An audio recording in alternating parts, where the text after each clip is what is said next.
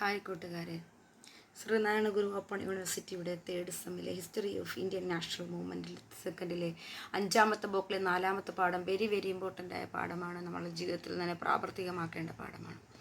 എന്താണ് preamble and the basic principles? പ്രിയാമ്പിളിൻ്റെ basic പ്രിൻസിപ്പിളിനെ കുറിച്ചാണ് നമ്മൾ ആദ്യം നോക്കുന്നത്. എന്താണ് പ്രിയാമ്പിൾ എന്ന് നമുക്ക് ആദ്യം നോക്കാം. 1946 ഡിസംബർ 11-ാം തീയതി ഭരണഘടന സ്ഥിരമായി സമ്മേളനം കൂടി, കോൺസ്റ്റിറ്റ്യൂഷൻ അസംബ്ലി കൂടി. അപ്പോൾ ജവഹർലാൽ നെഹ്റു 1946 ഡിസംബർ 13-ാം തീയതി ലക്ഷ്യപ്രമേയം പാസ്സാക്കി. ആ ലക്ഷ്യപ്രമേയം പിന്നെ ആമുഖമായി മാറുകയാണ് ചെയ്തത്. അത് അംഗീകരിച്ചത് 1947 ജനുവരി 22-ാം തീയതി അതിനെ അഡോപ്റ്റ് ചെയ്യുകയും ചെയ്തു. പ്രിയാമ്പിൾ എന്ന് പറയുന്നത് ആമുഖം ആണ്. എന്താണ് ആമുഖം? ഇന്ത്യൻ ഭരണഘടനയുടെ ആമുഖത്തിൻ്റെ ശില്പി ജവഹർലാൽ നെഹ്റു ആണെന്ന് നമ്മളെല്ലാവരും ഓർക്കുക. ജവഹർലാൽ നെഹ്റു അവതരിപ്പിച്ച ലക്ഷ്യപ്രമേയം ഒബ്ജക്റ്റീവ് റെസൊല്യൂഷനാണ് ഭരണഘടനയുടെ ആമുഖമായി മാറിയത്. ജവഹർലാൽ നെഹ്റു ലക്ഷ്യപ്രമേയം അവതരിപ്പിച്ചത് 1946 ഡിസംബർ 13-നാണ്. ഏത് രാജ്യത്തു നിന്നാണ് ഇന്ത്യ ആമുഖം കടമെടുത്തതെന്ന് ചോദിച്ചാൽ USA നിന്ന്, അമേരിക്കയിൽ നിന്നാണെന്ന് നമ്മൾ ഓർക്കണം. ഇന്ത്യൻ ഭരണഘടനയുടെ മനസാക്ഷി എന്നറിയപ്പെടുന്നത് ആമുഖമാണ്. ഇന്ത്യൻ ഭരണഘടനയുടെ മനസാക്ഷിയാണ് ആമുഖം. ഭരണഘടനയുടെ താക്കോല്, ആത്മാവ്, തിരിച്ചറിയൽ കാർഡ് എന്നിങ്ങനെ വിശേഷിപ്പിക്കുന്നത് ആമുഖത്തെയാണ്. ആമുഖം ആരംഭിക്കുന്നത് ഭാരതത്തിലെ ജനങ്ങളായ നമ്മളെന്ന് തുടങ്ങുന്നതാണ്. ആമുഖത്തിനനുസരിച്ച് ഇന്ത്യ ഒരു പരമാധികാര സോഷ്യലിസ്റ്റ് മതോദര ജനാധിപത്യ റിപ്പബ്ലിക്കാണ്. ആമുഖത്തിൽ ഒരു പ്രാവശ്യം മാത്രമേ ഭേദഗതി വരുത്തിയിട്ടുള്ളൂ. അത് ആമുഖത്തിന് ഭേദഗതി വരുത്തിയത് 1976 42-ാം ഭേദഗതി പ്രകാരമാണ്. ചെറു ഭരണഘടന അഥവാ മിനി കോൺസ്റ്റിറ്റ്യൂഷൻ എന്നറിയപ്പെടുന്ന ഭരണഘടനാ ഭേദഗതിയായ 42-ാം ഭരണഘടനാ ഭേദഗതി വെച്ചാണ് നമ്മൾ ആമുഖത്തെ ഭേദഗതി ചെയ്തത്. 42-ാം ഭേദഗതി വഴിയായി ആമുഖത്തിൽ കൂട്ടിച്ചേർത്ത വാക്കുകളാണ് 3 വാക്കുകളാണ്: സോഷ്യലിസ്റ്റ്, മതേതരം, അവിഭാജ്യത. എന്താണ് 3 കാര്യങ്ങളാണ്? Socialist, secular, integrity. Socialist, secular, integrity. Socialist മതോദരത്വം, സെക്കുലർ മതോദരത്വം, അവിഭാജ്യത, ഇൻ്റഗ്രിറ്റി. ആമുഖം ഭരണഘടനയുടെ അവിഭാജ്യ ഘടകങ്ങളാണെന്ന് സുപ്രീം കോടതിയും പ്രസ്താവിച്ചു. ഏത് കേസിലാണെന്നറിയാമോ? ബെറുബാരി കേസിലായിരുന്നു 1960. ഭരണഘടനയുടെ അടിസ്ഥാന ഘടന, ബേസിക് സ്ട്രക്ചർ എന്ന ആശയം സുപ്രീം കോടതി കൊണ്ടുവന്നത് ഏത് കേസിലാണെന്നറിയാമോ? കേശവാനന്ദ ഭാരതി കേസാണ് 1973. ആമുഖം ഇന്ത്യൻ ഭരണഘടനയുടെ ഭാഗമാണെന്നും അടിസ്ഥാന ഘടന നിലനിർത്തിക്കൊണ്ട് അനുച്ഛേദം 368 ഉപയോഗിച്ച് അതിൽ ഭേദഗതി വരുത്തണമെന്നും സുപ്രീം കോടതി പ്രഖ്യാപിച്ചത് ഏത് കേസിലാണെന്നറിയാമോ? കേശവാനന്ദ ഭാരതി കേസ് 1973. ആമുഖം ഇന്ത്യയുടെ രാഷ്ട്രീയ ജാതകം എന്ന് ആമുഖത്തെ വിശേഷിപ്പിച്ചത് KM മുൻഷിയാകുന്നു. ഭരണ ഹൊറോസ്കോപ്പ് എന്നറിയപ്പെടുന്നു. KM മുൻഷി പറഞ്ഞു. ഭരണഘടനയുടെ തിരിച്ചറിയൽ കാർഡെന്ന് ആമുഖത്തെ വിശേഷിപ്പത് NA പൽക്കിവാലയാണ്.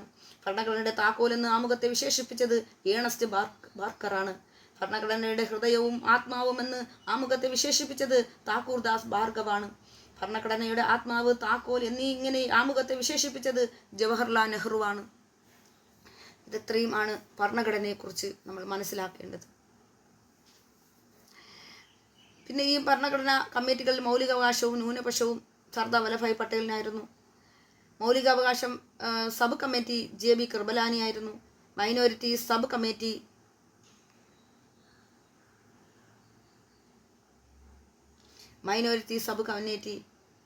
HS മുഖർജിക്കായിരുന്നു. ഡ്രാഫ്റ്റിംഗ് കമ്മിറ്റി അംബേദ്കർ ആയിരുന്നു. Union constitution committee Jawaharlal Nehru ആയിരുന്നു. സ്റ്റിയറിംഗ് കമ്മിറ്റി രാജേന്ദ്ര പ്രസാദ് ആയിരുന്നു. Rules of procedure Rajendra Prasad തന്നെയാണ്.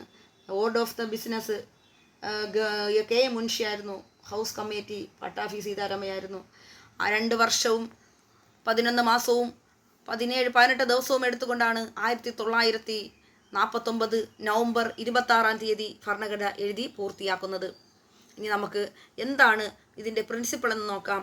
ഏതിൻ്റെ ഭരണഘടന പ്രിൻസിപ്പിൾ എന്താണെന്ന് നോക്കാം. സോവറിൻ, പരമാധികാരം നമ്മൾക്കുണ്ട് എന്ന് കാണിക്കുന്നതാണ് എന്തോന്ന് 1ാമത്തെ principle.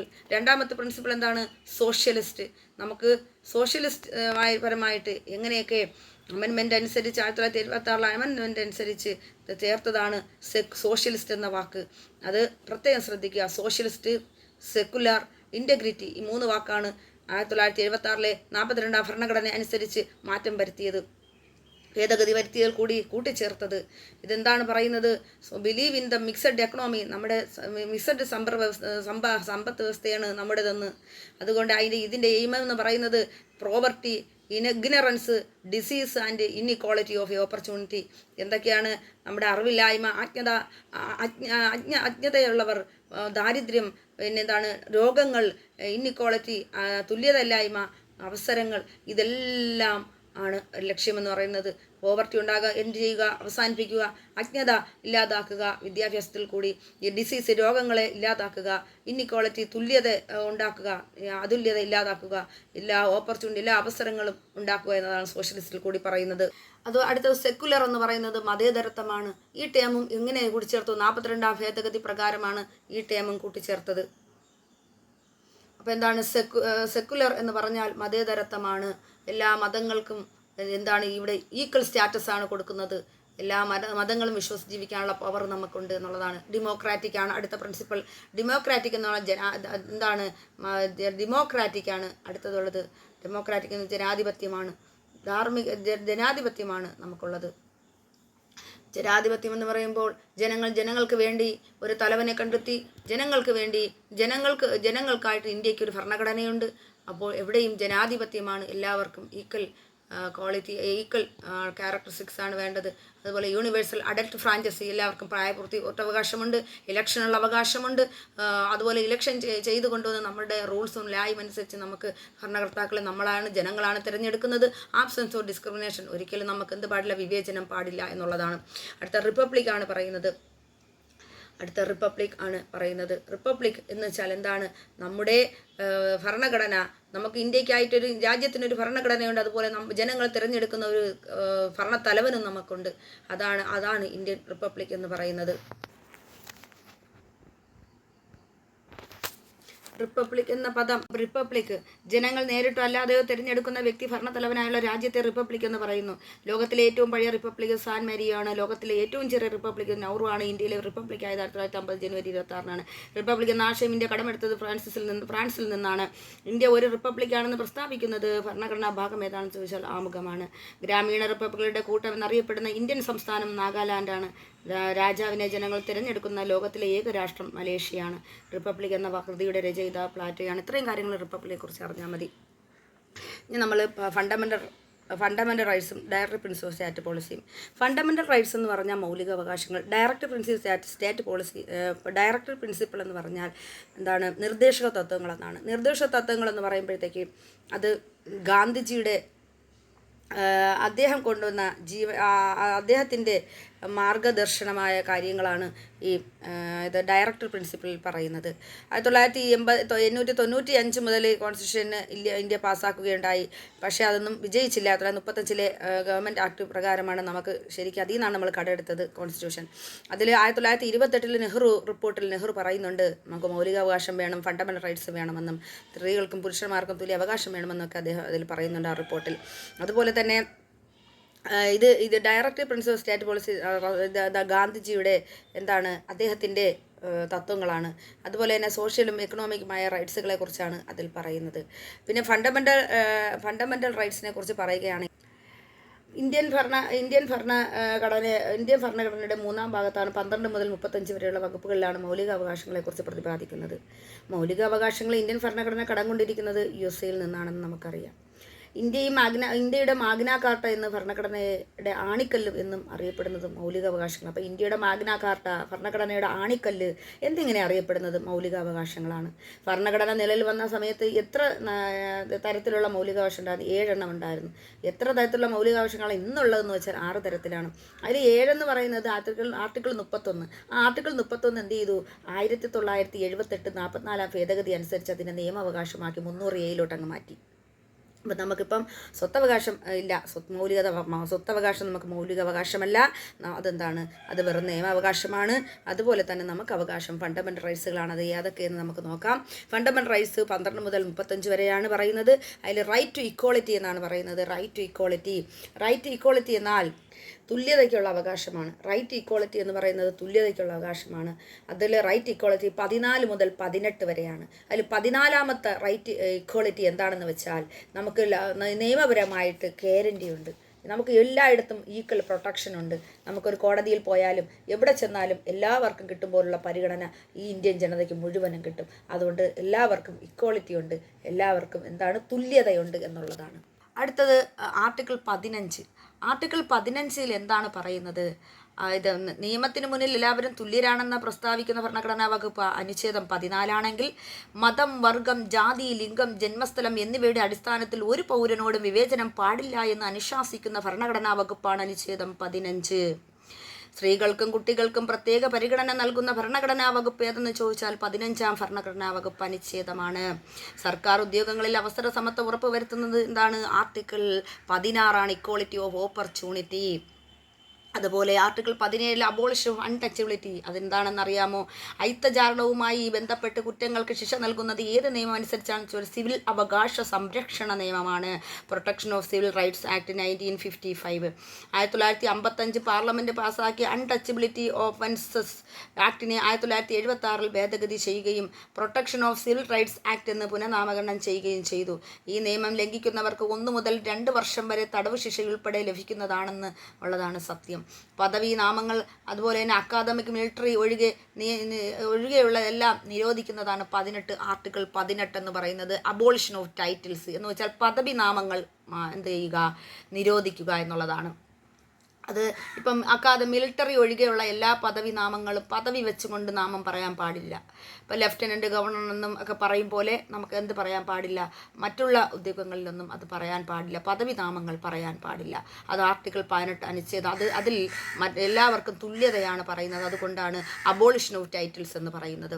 Right of the freedom article 19 മുതൽ 22 വരെ ആണ് പറയുന്നത്. അതിൽ article 19 freedom of the speech, സംസാരിക്കാനുള്ള അഭിപ്രായം എന്ന് വെച്ചാൽ അഭിപ്രായം പറയാനുള്ള അവകാശം. പിന്നെന്താണ്? അസംബ്ലികൾ കൂടാൻ, ആയുധങ്ങളില്ലാതെ സമാധാനപരമായി സമ്മേളിക്കുന്നതിനുള്ള സ്വാതന്ത്ര്യം. പിന്നെന്താണ്? അസോസിയേഷൻ, സംഘടനകൾ രൂപീകരിക്കുന്നതിനുള്ള സ്വാതന്ത്ര്യം. പിന്നെന്താണ് പറയുന്നത്? സഞ്ചാര സ്വാതന്ത്ര്യം, മൂവ്മെൻറ്റിനെ കുറിച്ച് പറയുന്നു. പിന്നെ പ്രൊഫഷനെ കുറിച്ച് പറയുന്നു. നമുക്ക് ഏത് ജോലി, ഇന്ത്യയിൽ എവിടെയും ഏത് ജോലി ചെയ്യാനുള്ള, തൊഴിൽ ചെയ്യാനുള്ള അവകാശം. പിന്നെ എന്താണ് പറയുന്നത്?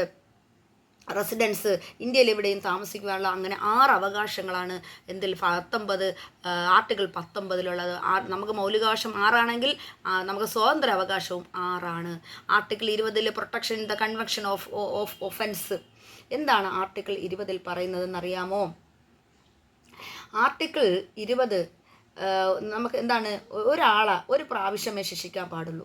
ഒരു വ്യക്തിയെ ഒരു കുറ്റത്തിന് 1-ലധികം പ്രാവശ്യം ശിക്ഷിക്കാൻ പാടില്ല എന്ന് അനുശാസിക്കുന്ന ഭരണഘടനാ വകുപ്പാണ് അനുച്ഛേദം 20. ക്രിമിനൽ കേസുകളിൽ ഒരു വ്യക്തിയെ അയാൾക്കെതിരായ തെളിവുകൾ നൽകുന്നത് പ്രേരിപ്പിക്കാൻ പാടില്ല എന്ന് അനുശാസിക്കുന്ന ഭരണഘടനാ വകുപ്പാണ് അനുച്ഛേദം 20. അപ്പോൾ ഒരു ആളിനെ കൊണ്ട് പിടിച്ചുകൊണ്ട് പോയിട്ട് അയാൾക്ക് 1-ൽ കൂടുതൽ തെറ്റുകൾ ചെയ്തെന്ന് പറഞ്ഞ് അയാളെ കൊണ്ട് പ്രേരിപ്പിച്ച് അയാൾക്ക് ശിക്ഷ കൊടുക്കാനൊന്നും ഭരണഘടനാ വകുപ്പ് ഫണ്ടമെൻ്റൽ റൈറ്റ്സ് അനുച്ഛേദം 20 അനുവദിക്കുന്നില്ല. ജീവിക്കുന്നതിനും വ്യക്തി സ്വാതന്ത്ര്യമുള്ള അവകാശമാണ് ആർട്ടിക്കിൾ 21 പറയുന്നത്. Protection of life and liberty. ജീവിക്കുന്നതിനും വ്യക്തി സ്വാതന്ത്ര്യത്തിനുമുള്ള അവകാശമാണ്. ആർട്ടിക്കിൾ 21 കുറിച്ച് പറയുകയാണെങ്കിൽ ഒത്തിരി പറയാനുണ്ട്. മൗലിക അവകാശങ്ങളുടെ അടിത്തറ എന്നറിയപ്പെടുന്ന 21-ാം അനുച്ഛേദമാണ്. പൊതുസ്ഥലങ്ങളിൽ പുകവലിക്കുന്നത് കേരള ഹൈക്കോടതി നിരോധിച്ചത് ഭരണഘടനയുടെ ഏത് അനുച്ഛേദമെന്ന് വെച്ചാൽ 21-ാമത്തെ അനുച്ഛേദം അനുസരിച്ചാണ്. മൗലിക അവകാശങ്ങളിൽ ഭേദഗതി വരുത്താൻ ആർക്ക് മാത്രം അവകാശമുള്ളത്? പാർലമെൻറ്റിന് മാത്രമേ അവകാശമുള്ളൂ. അതുപോലെ അടിയന്തരാവസ്ഥ കാലങ്ങളിൽ മൗലിക അവകാശങ്ങൾ റദ്ദ് ചെയ്യാനുള്ള അവകാശം രാഷ്ട്രപതിക്ക് മാത്രമേ ഉള്ളൂ. അടിയന്തരാവസ്ഥ കാലത്ത് പ്രഖ്യാപിച്ച് ഉടൻ രാഷ്ട്രപതിയുടെ ഇടപെടലുകളില്ലാതെ തന്നെ സ്വാഭാവികമായി റദ്ദാക്കുന്ന മൗലിക അവകാശങ്ങൾ ആർട്ടിക്കിൾ 19 കാരണം എവിടെയും അഭിപ്രായം പറഞ്ഞുകൂടാ. അതുപോലെ സമാധാനപരമായി സമ്മേളിക്കാനോ, ഒരു അസോസിയേഷൻ രൂപീകരിക്കാനോ, സഞ്ചരിക്കാനോ, അതുപോലെ താമസിക്കാനോ, ജോലി ചെയ്യാനോ ഒന്നും ആ സമയത്ത് പാടില്ല. എമർജൻസികൾ പ്രഖ്യാപിക്കാൻ 3 എമർജൻസി അല്ലേ നമുക്കുള്ളത്? ദേശീയ എമർജൻസി, സ്റ്റേറ്റ് എമർജൻസി, പിന്നെന്താണ് സാമ്പത്തിക എമർജൻസി. അപ്പോൾ ഈ സമയത്ത് അടിയന്തരാവസ്ഥ പ്രഖ്യാപിക്കുന്ന സമയത്ത് ആൾ കൂടി നിൽക്കാനൊന്നും 359 പ്രഖ്യാപിച്ച കൂടി നിൽക്കാനൊന്നും പാടില്ല. അപ്പോൾ ഈ ആർട്ടിക്കിൾ 19 നിരോധിച്ചില്ലെങ്കിൽ എന്ത് സംഭവിക്കും? ആൾക്കാർ വളരെ പ്രശ്നമായി മാറും. അതുകൊണ്ട് ആർട്ടിക്കിൾ 19 എന്ത് ചെയ്യും? ആ സമയത്ത് അങ്ങ് റദ്ദ് ചെയ്യും എമർജൻസി കാലഘട്ടത്തിൽ. എന്നാൽ അടിയന്തരാവസ്ഥ സമയങ്ങളിൽ പോലും റദ്ദ് ചെയ്യാൻ കഴിയാത്ത മൗലികാവകാശങ്ങൾ 20-ഉം 21-ഉമാണ്. കാരണം എന്തുകൊണ്ടാണെന്ന് അറിയാമോ? 20-ൽ എന്താണ് പറയുന്നത്? ഒരു വ്യക്തിയെ ഒരു കുറ്റത്തിന് ഒന്നിലധികം പ്രാവശ്യം ശിക്ഷിക്കാൻ പാടില്ല എന്നുള്ളത് അത് ശരിയാണ്. ആ സമയത്ത് ഒന്നിലധികം പ്രാവശ്യം ശിക്ഷിച്ചാൽ എന്ത് ചെയ്യും? അതുപോലെ തന്നെ ജീവിക്കാനുള്ള അവകാശം ജനങ്ങൾക്ക് റദ്ദ് ചെയ്യാൻ പറ്റില്ല. അടിയന്തരാവസ്ഥ കാലഘട്ടത്തിൽ പോലും എന്താണ് സംരക്ഷണം നൽകേണ്ടതാണ്. അനുച്ഛേദം ഏതെന്ന് പറയുന്നത് 21 നിയമവിധേയമല്ലാത്ത അറസ്റ്റിനും തടങ്കലിനുമെതിരെ സംരക്ഷണം നൽകുന്ന അനുച്ഛേദമാണ് അനുച്ഛേദം 22. റൈറ്റ് ടു എലമെൻ്ററി എഡ്യൂക്കേഷനാണ് റൈറ്റ് ആർട്ടിക്കിൾ 21A പറയുന്നത്. അത് 6 വയസ്സ് മുതൽ 14 വയസ്സ് വരെയുള്ള കുട്ടികൾക്ക് സൗജന്യമായിട്ട് വിദ്യാഭ്യാസം കൊടുക്കണമെന്നാണ് പറയുന്നത്. അടുത്തത് article 22 protection against the arrest and the detentions. എന്താണ് പറയുന്നത്? നിയമപരമല്ലാതെ അറസ്റ്റിനും താൽക്കാലികമെതിരെ സംരക്ഷണം നൽകുന്നതിനും അനുച്ഛേദമാണ്. ഒരാളെ അറസ്റ്റ് ചെയ്താൽ 24 മണിക്കൂറിനുള്ളിൽ മജിസ്ട്രേറ്റിന് മുന്നിൽ ഹാജരാക്കണമെന്ന് അനുശാസിക്കുന്ന ഭരണഘടനാ വകുപ്പാണ്. ഇതാണ് ഹേബിയസ് കോർപ്പസ്. നമ്മൾ റിട്ടായ ഹേബിയസ് കോർപ്പസ് കൊണ്ടുപോകുന്നത് ഇതുവഴിയാണ്. ഒരാളെ അറസ്റ്റ് ചെയ്താൽ 24 മണിക്കൂറിനുള്ളിൽ മജിസ്ട്രേറ്റിന് മുന്നിൽ ഹാജരാക്കണമെന്ന് അനുശാസിക്കുന്ന ഭരണഘടനാ വകുപ്പാണ് അനുച്ഛേദം 22. കരുതൽ തടങ്കലിനെതിരെ പ്രതിപാദിക്കുന്ന ഭരണഘടനാ വകുപ്പാണ് 22. കരുതൽ തടങ്കലിലാക്കിയ ഒരു വ്യക്തിയെ വിചാരണ കൂടാതെ എത്ര കാലം വരെ തടവിൽ വെക്കാമെന്ന് ചോദിച്ചാൽ 3 മാസം വരെ വെക്കാൻ പറ്റുള്ളൂ. ഇന്ത്യയിൽ കരുതൽ തടങ്കൽ നിയമപ്രകാരമായി അറസ്റ്റ് ചെയ്ത ഒരൊറ്റ വ്യക്തിയാണ്. അത് AK ഗോപാലൻ എന്ന് പറയുന്ന AKG. അടുത്തത് റൈറ്റ് ടു എഗൻസ്റ്റ് എക്സ്പ്ലോയിറ്റേഷൻ എന്ന് പറഞ്ഞാൽ right to against exploitation article 23-24 വരെയാണ്. ആർട്ടിക്കിൾ 23 എന്ന് വെച്ചാൽ prohibition of human trading and forced labour. Prohibition of a human trading and forced labour. എന്താണ് റൈറ്റ് ടു എഗൻസ്റ്റ് എക്സ്പ്ലോയിറ്റേഷൻ? ചൂഷണത്തിന് എതിരെയുള്ള നമ്മുടെ അവകാശമാണ് മൗലികാവകാശം. ചൂഷണത്തിന് എതിരെയുള്ള നമ്മുടെ മൗലികാവകാശമാണ് എഗൻസ്റ്റ് എക്സ്പ്ലോയിറ്റേഷൻ. ആർട്ടിക്കിൾ 23 മുതൽ 24 വരെ. ആർട്ടിക്കിൾ 23 മുതൽ ആർട്ടിക്കിൾ 24 വരെ എന്താണ്? ബാലവേല ഉപയോഗിച്ചിട്ടില്ലാത്ത ഉൽപ്പന്നങ്ങൾ നൽകുന്ന റെഡ് മാർക്ക്. ഈ ബാലവേല നിരോധിച്ചിരിക്കുന്നത് ആർട്ടിക്കിൾ 24 അതുപോലെ തന്നെ ആർട്ടിക്കിൾ 23 എന്ന് പറയുന്നത് prohibition of human trading and force labour. അതുപോലെ ഈ ജോലി സ്ഥലങ്ങളിലൊന്നും ചൂഷണങ്ങൾ ഉണ്ടാകാൻ, എക്സ്പ്ലോയിറ്റേഷൻ ഉണ്ടാകാൻ പാടില്ല എന്നുള്ള ആർട്ടിക്കിൾ 23. ജോലി സ്ഥലത്ത് സംരക്ഷണം കിട്ടാൻ വേണ്ടിയാണ് ഈ ആർട്ടിക്കിൾ 23. അതുപോലെ ആർട്ടിക്കിൾ 24 കൊച്ചുകുട്ടികളെ കൊണ്ട് ജോലി ചെയ്യിപ്പിക്കാൻ പാടില്ല, ബാലവേല ചെയ്യിപ്പിക്കാൻ പാടില്ല, അവരെല്ലാം അകത്ത് കിടക്കും. Prohibition of a child labour. അടുത്ത right to freedom of right to ഫ്രീഡത്തെക്കുറിച്ചാണ് പറയുന്നത്. Freedom religion. എന്തിനുള്ള റൈറ്റ് ഫ്രീഡമാണ്? മതസ്വാതന്ത്ര്യത്തിനുള്ള അവകാശമാണ് 25 മുതൽ 28 വരെ പറയുന്നത്. 25 മുതൽ 28 വരെ പറയുന്നത് എന്താണ്? നമുക്ക് മതസ്വാതന്ത്ര്യത്തിനുള്ള അവകാശമാണ്. Article 25 freedom of the free profession, practice and propagating of a religion. അപ്പം നമുക്ക് ഫ്രീഡം ഉണ്ട്. എന്തിന്? നമുക്ക് ഫ്രീ ആയിട്ട് പ്രൊഫഷൻ ചെയ്യാൻ, എന്തിൻ്റെ റിലീജിയനെ പ്രചരിപ്പിക്കാൻ, പ്രാക്ടീസ് ചെയ്യാൻ, അതിന് വേണ്ടി അതിൻ്റെ പ്രൊഫഷനൊക്കെ ചെയ്യാൻ വേണ്ടിയുള്ള അവകാശമുണ്ട്. അതാണ് പള്ളികളിൽ, ക്രിസ്ത്യൻ പള്ളികളായാലും മുസ്ലിം പള്ളികളായാലും മറ്റുള്ള ഹിന്ദുക്കളുടെ സ്വാമി മഠങ്ങളായാലും, ഫോർ എക്സാമ്പിൾ ശാന്തിഗിരി പോലെയുള്ള, അതുപോലെ മിഷണറിമാർ അവരുടെ സ്ഥാപനങ്ങൾ, അതുപോലെ മുസ്ലിങ്ങളുടെ സ്ഥാപനങ്ങൾ, അതൊക്കെ നടത്താനുള്ള അവകാശം അവർക്കുണ്ട്. അവരുടെ മതപരമായിട്ടുള്ള കാര്യങ്ങൾ പഠിപ്പിക്കാനുള്ള അവകാശം അവർക്കുണ്ട്. അതുപോലെ freedom of the free profession, practice and propagating of a religion, അത് പ്രചരിപ്പിക്കാനുള്ള അവകാശം അവർക്കുണ്ട്. Article 26 freedom to accomplish religious affairs. പിന്നെ എന്താണ് പറയുന്നത്? ആർട്ടിക്കിൾ 27 പറയുന്നത് freedom from payment of the tax for promotion of a religions. എന്തിനുള്ള സ്വാതന്ത്ര്യമുണ്ട് അവർക്ക്? ടാക്സും അതുപോലെ തന്നെ പ്രൊമോഷൻ റിലീജിയൻസിൽ അതെല്ലാം നൽകുന്നതിന്, പേയ്മെൻറ്റ് നൽകുന്നതിനൊക്കെ ഉള്ള സ്വാതന്ത്ര്യം അവർക്കുണ്ട്. അതുപോലെ article 28 freedom from attending the religious instructions. Article 28 പറയുന്നത് എന്താണെന്ന് വെച്ചാൽ ന്യൂനപക്ഷ വിഭാഗങ്ങൾക്ക് അത് ആർട്ടിക്കിൾ 28 പറയുന്നത് freedom from the attending religious instructions. അവർക്ക് അറ്റൻഡിങ് റിലീജിയൻസിന് അവർക്ക് എന്തുണ്ട്? അതിലുള്ള ഇൻസ്ട്രക്ഷന് അവർക്ക് സ്വാതന്ത്ര്യമുണ്ടെന്നാണ് പറയുന്നത്. അപ്പോൾ ഇത് ഇത്രയും ഏതൊക്കെയാണ്? 25 മുതൽ 28 വരെ മതസ്വാതന്ത്ര്യത്തിന്, മതപരമായിട്ടുള്ള കാര്യങ്ങൾക്കാണ് പറയുന്നത്. അതുപോലെ തന്നെ നിർബന്ധിച്ച് ആരെയും മതത്തിലോട്ട് കൊണ്ടുവരാനൊന്നും പാടില്ല. ഈ മതസ്വാതന്ത്ര്യം ഉണ്ടെങ്കിലും നിർബന്ധിച്ചൊന്നും എന്ത് ചെയ്യാൻ പാടില്ല, ആരെയും മതത്തിലോട്ട് കൊണ്ടുവരാൻ പാടില്ല. ബാക്കി എല്ലാത്തിനും അവർക്ക് സ്ഥാപനങ്ങൾ നിർമ്മിക്കാനും അവരുടെ റിലീജിയനെ പ്രൊമോഷൻ ചെയ്യാനും അതുപോലെ തന്നെ അവരുടെ റിലീജിയസിന് അറ്റൻഡിങ് ചെയ്യാനും എല്ലാ റിലീജിയസ് അറ്റൻഡ് ചെയ്യാനും ഒക്കെ അവർക്ക് അറ്റൻഡിങ് റിലീജിയസ് ഇൻസ്ട്രക്ഷൻ അതിനെല്ലാവർക്കും സ്വാതന്ത്ര്യമുണ്ട് എന്നുള്ളതാണ്. അടുത്തത് കൾച്ചറൽ ആൻഡ് എഡ്യൂക്കേഷണൽ റൈറ്റ്സ്. എന്താണ് കൾച്ചറൽ ആൻഡ് എഡ്യൂക്കേഷൻ? ഇതാണ് വെരി ഇമ്പോർട്ടൻറ്റ്, നമുക്ക് പ്രധാനപ്പെട്ട കാര്യമാണ്. ന്യൂനപക്ഷ വിഭാഗങ്ങൾക്ക് വേണ്ടി ഭരണഘടനയിൽ ഉൾപ്പെടുത്തിയിരിക്കുന്ന മൗലിക അവകാശമാണ് സാംസ്കാരികവും വിദ്യാഭ്യാസപരവുമായ അവകാശം. സാംസ്കാരികവും വിദ്യാഭ്യാസപരവുമായ അവകാശമാണ് കൾച്ചറൽ ആൻഡ് എഡ്യൂക്കേഷൻ എന്ന് പറയുന്നത്. ന്യൂനപക്ഷങ്ങൾ എന്ന് പറയുമ്പോൾ ആരാണ്? ഇപ്പോൾ ഈ നമ്മളെ ഇന്ത്യയിൽ ഏറ്റവും കൂടുതൽ ഹിന്ദുക്കളാണുള്ളത്, അവർ ന്യൂനപക്ഷത്തിൽ പെടില്ല. പക്ഷെ ന്യൂനപക്ഷത്തിൽ വരുന്നതാണ് കുറച്ച് ആൾക്കാരാണ്. ആരൊക്കെ? പാഴ്സികൾ, മുസ്ലിങ്ങൾ, സിഖുകാർ, ജൈനമതക്കാർ, ക്രിസ്ത്യാനികൾ, അങ്ങനെയുള്ള കുറച്ച് ന്യൂനപക്ഷ ആൾക്കാരാണ് ഇവിടെ ഉള്ളത്. അപ്പോൾ അവർക്കാണ് കൾച്ചറൽ ആൻഡ് എഡ്യൂക്കേഷൻ റൈറ്റ്സ് കൊടുക്കുന്നത് കൂടുതലായിട്ടും. ന്യൂനപക്ഷ വിഭാഗങ്ങൾക്ക് വേണ്ടി ഭരണഘടനയിൽ ഉൾപ്പെടുത്തിയിരിക്കുന്ന മൗലികാവകാശം എല്ലാവർക്കും ഉണ്ട്, ഇന്ത്യക്കാർക്കും ഇത് ഉൾപ്പെടുന്നതാണ്. അപ്പോൾ എന്താണ് കൾച്ചറൽ ആൻഡ് എഡ്യൂക്കേഷണൽ റൈറ്റ്സ്? 29-30 വരെയാണ്. ഇത് article 29 protection of the language, script and minority culture. അപ്പോൾ നമുക്ക് എന്തിനൊക്കെയുള്ള അവകാശമുണ്ട്? നമുക്ക് ഭാഷ പ്രൊട്ടക്ഷൻ തരുന്നുണ്ട്, നമ്മുടെ ലിപിക്ക് പ്രൊട്ടക്ഷൻ തരുന്നുണ്ട്, നമ്മുടെ മൈനോറിറ്റി കൾച്ചറിന് പ്രൊട്ടക്ഷൻ തരുന്നുണ്ട്. അപ്പം ഇപ്പം നമുക്ക് അറബ് ഭാഷ പഠിക്കാം, ഒരു മൈനോറിറ്റിക്ക് അറബ് ഭാഷ പഠിക്കാം, അല്ലെങ്കിൽ ഹിന്ദി ഭാഷ പഠിക്കാം, അല്ലെങ്കിൽ ഉറുദു, ഫ്രഞ്ച്, ജർമ്മൻ, അതുപോലെ നമുക്ക് ഇഷ്ടമുള്ള സ്ക്രിപ്റ്റുകൾ ഉണ്ടാക്കാം. അതുപോലെ നമ്മുടെ ന്യൂനപക്ഷത്തിനുള്ള സംസ്കാരങ്ങൾ അല്ലേ. അപ്പോൾ അതിന് ഉള്ള അവകാശങ്ങളാണ് എന്ന് വെച്ചാൽ സാംസ്കാരിക വിദ്യാഭ്യാസമായ അവകാശം എന്ന് വെച്ചാൽ ന്യൂനപക്ഷ വിഭാഗങ്ങൾക്ക് വേണ്ടി ഭരണഘടനയിൽ പ്രത്യേകം ഉൾപ്പെടുത്തിയിട്ടുണ്ട്. എന്നാൽ വിപക്ഷ വിഭാഗങ്ങളുടെ താല്പര്യങ്ങൾ സംരക്ഷിക്കുന്ന ഭരണഘടനയും കൂടെയാണ് 29-ാം അനുച്ഛേദം എന്ന് പറയുന്നത്.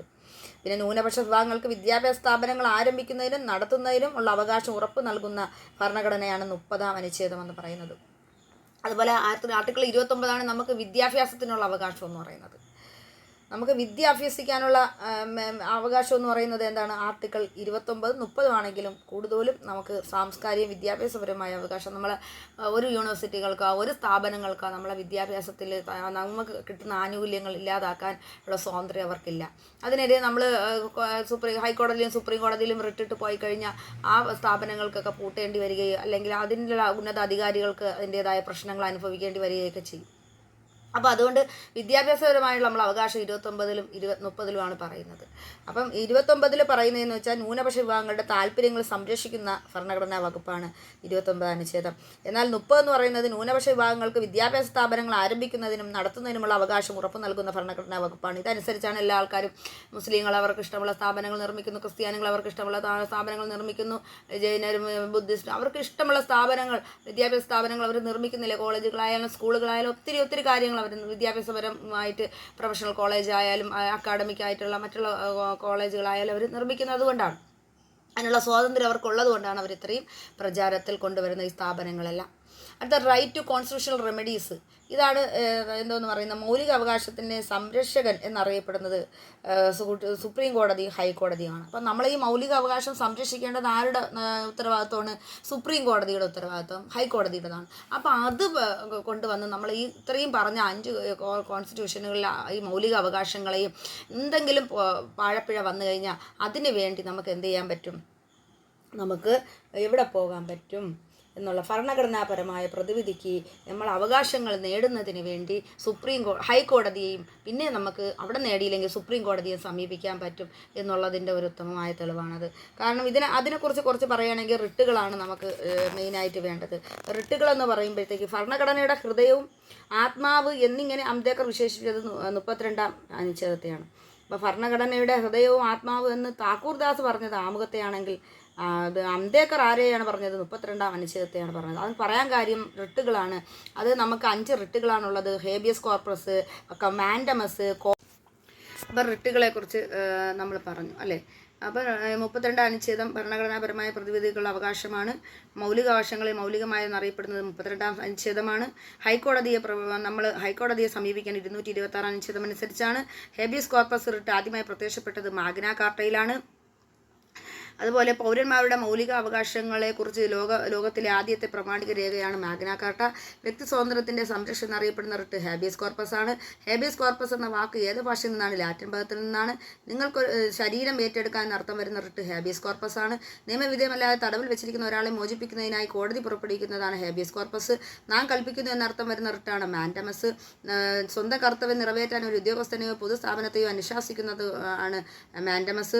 ഒരു വ്യക്തി അയാൾക്ക് അർഹമല്ലാത്ത ഉദ്യോഗം വഹിക്കുന്നതിനെ തടയുന്നതാണ് കോവാറണ്ടോ.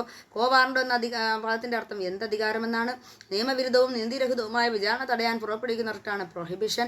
ഒരു കീഴ്ക്കോടതി അതിൻ്റെ അധികാര പരിധി ലംഘിക്കുകയോ സ്വാഭാവിക നീതി നിയമങ്ങൾക്കെതിരായി പ്രവർത്തിക്കുകയോ ചെയ്യുന്നതിനെ പ്രാഥമികമായി തടയാനുള്ള റിട്ടാണ് പ്രൊഹിബിഷൻ. ഒരു കേസ് കീഴ്ക്കോടതിയിൽ നിന്ന് മേൽക്കോടതിയിൽ മാറ്റാൻ ഉത്തരവിടുന്ന റിട്ടാണ് സെർഷ്യോറി. ഇത്രയും കാര്യങ്ങൾ ഇതിനെക്കുറിച്ച് നിങ്ങൾ അറിഞ്ഞിരിക്കണം.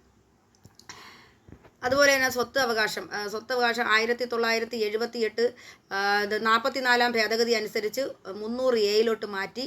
അത് എന്താണ്? 300A അത് മാറ്റിയത്. 12ാമത്തെ കോൺസ്റ്റിറ്റ്യൂഷൻ അനുസരിച്ച് അത് 14 അനുസരിച്ച് അത് എന്ത് ചെയ്തു? അത് 14 അല്ല 44ാം ഭേദഗതി അനുസരിച്ച് 1978 300A ആരെ മാറ്റി? പാർട്ട് 12 മാറ്റി. ആരെ? പാർട്ട് 12 ആരെ മാറ്റി എന്നാണ് പറയുന്നത്? നിയമാവകാശമാക്കി സ്വത്തവകാശത്തെ അങ്ങ് മാറ്റി. ഇനി നമുക്ക് അടുത്തത് ഫണ്ടമെൻ്റൽ റൈറ്റ്സിൽ ഞാൻ പറഞ്ഞു 17, 15 കുറിച്ചും 23 കുറിച്ചൊക്കെ ഞാൻ ഇതിനു മുമ്പ് പറഞ്ഞിട്ടുണ്ടായിരുന്നു. ഇനി നമുക്ക് പഠിക്കാനുള്ളത് ഡയറക്ടറി പ്രിൻസിപ്പൽ സ്റ്റേറ്റ് പോളിസിയെ കുറിച്ചാണ്. ആർട്ടിക്കിൾ 36 മുതൽ 51 വരെയാണ്. 4ാമത്തെ ഭാഗത്തിലാണ് ഡയറക്ടറി പ്രിൻസിപ്പൽ സ്റ്റേറ്റ് പോളിസി പറയുന്നത്. നിർദ്ദേശ തത്വങ്ങൾ ഭരണഘടനയിൽ ഉൾപ്പെടുത്തുന്നത് ആദ്യ രാജ്യം സ്പെയിനാണ്. മറ്റേതാണ് ഫ്രാൻസ് എന്ന് പറഞ്ഞു. മൗലികാവകാശം ആദ്യം വന്നത് ഫ്രാൻസിലാണ്. എന്നാൽ അത് കടമെടുത്തതും അമേരിക്കയിൽ നിന്നാണ്. നിർദ്ദേശ തത്വങ്ങൾ ഭരണഘടന ഉൾപ്പെടുത്തിയത് ഒരു സ്പെയിനിലാണ്. ഇത് എടുത്തത് അയർലൻഡിൽ നിന്നാണ്. നിർദ്ദേശ തത്വങ്ങൾ ഇന്ത്യയിൽ ഭരണഘടന കടം കൊണ്ടിരിക്കുന്നത് അയർലൻഡിൽ നിന്നാണ്, ഐറിഷിൽ നിന്നാണ്. ഇന്ത്യൻ ഭരണഘടനയിൽ നിർദ്ദേശക തത്വങ്ങൾ ഉൾപ്പെടുത്തിയിരിക്കുന്നത് 4ാം ഭാഗത്താണ്. 36 മുതൽ 51 വരെയുള്ള വകുപ്പുകളാണ് ഈ 4ാം ഭാഗത്തിൽ പറയുന്നത്. ഇന്ത്യയെ ഒരു ക്ഷേമരാഷ്ട്രമാക്കി മാറ്റുകയാണ് നിർദ്ദേശ തത്വങ്ങൾ ലക്ഷ്യം വയ്ക്കുന്നത്. അതുപോലെ ഇത് നിർദ്ദേശ തത്വങ്ങളെക്കുറിച്ച് KT ഷാ പറഞ്ഞത് ബാങ്കിൻ്റെ സൗകര്യാർത്ഥം മാറാൻ കഴിയുന്ന ചെക്ക് എന്നാണ്. അതുപോലെ തന്നെ ഗാന്ധിജിയുടെ ക്ഷേമരാഷ്ട്ര സങ്കല്പിക ഗാന്ധിജി നമ്മളെ രാജ്യത്തിനെ ക്ഷേമരാഷ്ട്രമാക്കണമെന്ന് ആഗ്രഹിച്ചിരുന്നു. അത് പ്രകാരം എന്താണ് ഈ ഡയറക്ടർ പ്രിൻസിപ്പൽ സ്റ്റേറ്റ് പോളിസി എന്തായി മാറി എന്നാണ് പറയുന്നത്? ഗാന്ധിജിയുടെ ക്ഷേമരാഷ്ട്ര സങ്കല്പങ്ങൾ ഉൾക്കൊള്ളിച്ചിട്ടുള്ള ഭരണഘടനാ ഭാഗമാണെന്നും 4ാം ഭാഗത്താണ് ഇത് പറയുന്നതെന്നും നിർദ്ദേശ തത്വങ്ങൾ ന്യായവാദത്തിന് എന്താ വെച്ചാൽ നോൺ ജസ്റ്റിബിൾ ആണെന്നും ന്യായവാദത്തിന് അർഹമല്ല എന്നും അനുശാസിക്കുന്നതാണ്. നിർദ്ദേശ തത്വങ്ങൾ ന്യായവാദത്തിന് അർഹമല്ല എന്ന് അനുശാസിക്കുന്ന അനുച്ഛേദമാണ് അനുച്ഛേദം 37 എന്ന് പറയുന്നത്. ഗാന്ധിയൻ, സോഷ്യലിസ്റ്റ്, ലിബറൽ എന്നിങ്ങനെ തരംതിരിച്ചിരിക്കുന്നത് നിർദ്ദേശ തത്വങ്ങളിലാണ്. സ്ത്രീക്കും പുരുഷനും തുല്യ ജോലിക്ക് തുല്യ വേതനം നൽകണമെന്ന് അനുശാസിക്കുന്ന ഭരണഘടനാ വകുപ്പ് 39D ആണ്. തുല്യനീതിയും പാവപ്പെട്ടവർക്ക് സൗജന്യ നിയമസഹായവും നൽകണമെന്ന് അനുശാസിക്കുന്ന ഭരണഘടനാ വകുപ്പ് അനുച്ഛേദം 39A ആണ്. ഗ്രാമപഞ്ചായത്തുകളുടെ രൂപീകരണത്തെക്കുറിച്ച് പ്രതിപാദിക്കുന്ന ഭരണഘടനാ വകുപ്പ് അനുച്ഛേദം 40 ആണ്. ഏകീകൃത civil code, uniform civil code നടപ്പിലാക്കപ്പെടുന്ന അനുശാസിക്കുന്ന ഭരണഘടനാ വകുപ്പ് 44ാം വകുപ്പാണ്. ഇതിപ്പോൾ ഏകീകൃത സിവിൽ കോഡ് എന്ന് പറയുമ്പോൾ ഇവിടെ ഗോവയിലുണ്ട്. ഏകീകൃത സിവിൽ കോഡ് നിലവിലുള്ള ഏക ഇന്ത്യൻ സംസ്ഥാനം ഗോവയാണ്. 6 വയസ്സിന് താഴെയുള്ള കുട്ടികൾക്ക് സംരക്ഷണവും വിദ്യാഭ്യാസവും നൽകണമെന്ന് അനുശാസിക്കുന്ന ഭരണഘടനാ വകുപ്പ് അനുച്ഛേദം 45 ആണ്. അതുപോലെ തന്നെ നീതിന്യായ വിഭാഗത്തെ ജുഡീഷ്യറി കാര്യനിർവഹണ എക്സിക്യൂട്ടീവ് വിഭാഗത്തിൽ നിന്ന് വേർതിരിക്കണമെന്ന് അനുശാസിക്കുന്ന ഭരണഘടനാ വകുപ്പ് അനുച്ഛേദം 50 ആണ്. അന്താരാഷ്ട്ര സമാധാനം പ്രോത്സാഹിപ്പിക്കാൻ അനുശാസിക്കുന്ന വകുപ്പ് 51 അനുച്ഛേദമാണ്. ലോകസമാധാനം എന്താണ്? അനുച്ഛേദം 51 ആണ്. 51A പറയുന്നത് എന്താണ്? അത് മൗലിക കടമയിലാണ് മാറ്റിയത്. ഓക്കെ. ഇനി മദ്യനിരോധനം നടപ്പിലാക്കുന്നത് അനുശാസിക്കുന്ന അത് ഭരണഘടന അനുച്ഛേദം 47. ഗോവധ നിരോധനം, പശുക്കളെയൊക്കെ കൊല്ലുന്നത് ഭാഗം 4. ഗോവധ നിരോധനത്തെക്കുറിച്ച് പ്രതിപാദിക്കുന്ന അനുച്ഛേദം 48. ഗോവധ നിരോധന നിയമം നടപ്പിലാക്കിയ ആദ്യ ഇന്ത്യൻ സംസ്ഥാനം ഗുജറാത്ത്. പരിസ്ഥിതി സംരക്ഷിക്കേണ്ടത് സ്റ്റേറ്റിൻ്റെ കടമയാണെന്ന് നിർദ്ദേശിക്കുന്ന ഭരണഘടനാ വകുപ്പ് അനുച്ഛേദം 48A. നിർദ്ദേശ തത്വങ്ങൾ നടപ്പിലാക്കാൻ ഒരു പൗരന് കോടതിയെ സമീപിക്കാൻ കഴിയില്ല എന്ന് പറയുന്നു. നിർദ്ദേശ തത്വങ്ങൾ ഭരണഘടനയുടെ ഭാഗമായത് ഏത് കമ്മിറ്റിയുടെ ശുപാർശ അനുസരിച്ചാണെന്ന് വെച്ചാൽ എന്താണ്? സപ്രു കമ്മിറ്റിയുടെ ശുപാർശ അനുസരിച്ചാണ്. ഇനി നമുക്ക് റീക്യാപ്പ് നോക്കാം. The preamble is the basic principle of philosophy of the constitution. കോൺസ്റ്റിറ്റ്യൂഷൻ്റെ ബേസിക് ഫിലോസഫിയാണ് പ്രിയാമ്പിൾ എന്ന് പറയുന്നത്. ബേസിക് പ്രിൻസിപ്പിൾ ആയിട്ടുള്ള ഫിലോസഫിയാണ് കോൺസ്റ്റിറ്റ്യൂഷൻ്റെ ഫിലോസഫിയാണ് ബേസിക് ആയിട്ടുള്ള പ്രിൻസിപ്പൽ ഫിലോസഫിയാണ് കോൺസ്റ്റിറ്റ്യൂഷൻ എന്ന് പറയുന്നത്. Preamble was the based on the objective resolution. Preamble എന്ന് പറയുന്നത് എന്താണ്? ഒരു ലക്ഷ്യപ്രമേയമാണ്. The fundamental rights and directive principle are the concerns of the constitution. കോൺസ്റ്റിറ്റ്യൂഷനിൽ എന്താണ്? മൗലിക അവകാശങ്ങളെക്കുറിച്ചും നിർദ്ദേശ തത്വങ്ങളെക്കുറിച്ചും പറയുന്നുണ്ട്. ഫണ്ടമെന്റൽ റൈറ്റ്സ് കിടക്കുന്നത് തേർഡ് ഭാഗത്താണ്. കോൺസ്റ്റിറ്റ്യൂഷനിൽ മൂന്നാമത്തെ പാർട്ടിലാണ് കിടക്കുന്നത്, മൂന്നാമത്തെ ഭാഗത്തിലാണ് കിടക്കുന്നത്. ഡയറക്ടറി പ്രിൻസിപ്പൽ സ്റ്റേറ്റ് പോളിസി ആണെങ്കിൽ നാലാമത്തെ ഭാഗത്തിലാണ് കിടക്കുന്നത്. ഫണ്ടമെന്റൽ റൈറ്റ്സ് അത് ഗ്യാരണ്ടി ചെയ്യുന്നു പ്രൊട്ടക്ഷൻ ഓഫ് ദ കോൺസ്റ്റിറ്റ്യൂഷൻ. നമ്മളെ ജനങ്ങളുടെ പ്രൊട്ടക്ഷനെ സംരക്ഷിക്കുകയാണ് കോൺസ്റ്റിറ്റ്യൂഷൻ. ഭരണഘടന നമ്മളെ സംരക്ഷിക്കുകയാണ് ഫണ്ടമെന്റൽ റൈറ്റ്സ് കൊണ്ട് ഉദ്ദേശിക്കുന്നത്. ഫണ്ടമെന്റൽ റൈറ്റ്സ് ജസ്റ്റിസബിൾ ആണ്, അതുപോലെ അത് നീതി നിർവഹമാണ്. അതുപോലെ directory principle state policy non justiciable ആണ് ഡയറക്ടറി പ്രിൻസിപ്പൽ സ്റ്റേറ്റ് പോളിസി എന്ന് പറയുന്നത്. അടുത്തത് ഫണ്ടമെന്റൽ റൈറ്റ്സ് എന്ന് പറഞ്ഞാൽ ഡിവൈഡ് ഇൻറ്റു 6 പാർട്സ്. ഫണ്ടമെന്റൽ റൈറ്റ്സിന് 6 ആയിട്ട് തിരിച്ചിരിക്കുന്നു. Right of the citizens of denied can approach the Supreme Court of high court. നമുക്ക് ഫണ്ടമെന്റൽ റൈറ്റ്സ് അനുസരിച്ച് നമുക്ക് നീതി കിട്ടാൻ വേണ്ടി നമുക്ക് ഹൈക്കോടതിയിലും സുപ്രീം കോടതിയിൽ പോകാം. 32 ആർട്ടിക്കിൾ അനുസരിച്ചും 226 ഹൈക്കോടതിയിലും നമുക്ക് പോകാൻ പറ്റും. 32 ആണെങ്കിൽ സുപ്രീം കോടതിയിലും 226 ആണെങ്കിൽ ഹൈക്കോടതിയിലും പോകാൻ പറ്റും. And the fundamental rights can be suspend during the emergency period. Emergency പീരീഡിൽ ഫണ്ടമെന്റൽ റൈറ്റ്സുകൾ സസ്പെൻഡ് ചെയ്യാൻ പാടില്ല എന്നാണ് പറയുന്നത്. അതുപോലെ ആർട്ടിക്കിൾ 36 മുതൽ 51 വരെ 4-ാം ഭാഗത്തിൽ പാർട്ട് 4-ൽ പറയുന്നത് എന്താണെന്ന് വെച്ചാൽ ഡയറക്ടറി പ്രിൻസിപ്പൽ സ്റ്റേറ്റ് പോളിസിയാണ്. Directory principle are the guidance of the instructions issued the legislature and the executive. അതുപോലെ തന്നെ ഇതാണ് പറയുന്നത്, നീതിന്യായ വിഭാഗത്തെ ജുഡീഷ്യറിയെ കാര്യനിർവഹണമായ എക്സിക്യൂട്ടീവ് വിഭാഗത്തിൽ നിന്ന് വേർതിരിക്കണമെന്ന് അനുശാസിക്കുന്ന ഭരണഘടന അനുച്ഛേദം 50 ആണ്. അതാണ് ഇതിവിടെ പറയുന്നത്. ഇനി നമുക്ക് ഒബ്ജക്റ്റീവ് ക്വസ്റ്റ്യൻസിലോട്ട് പോകാം. എന്താണ്?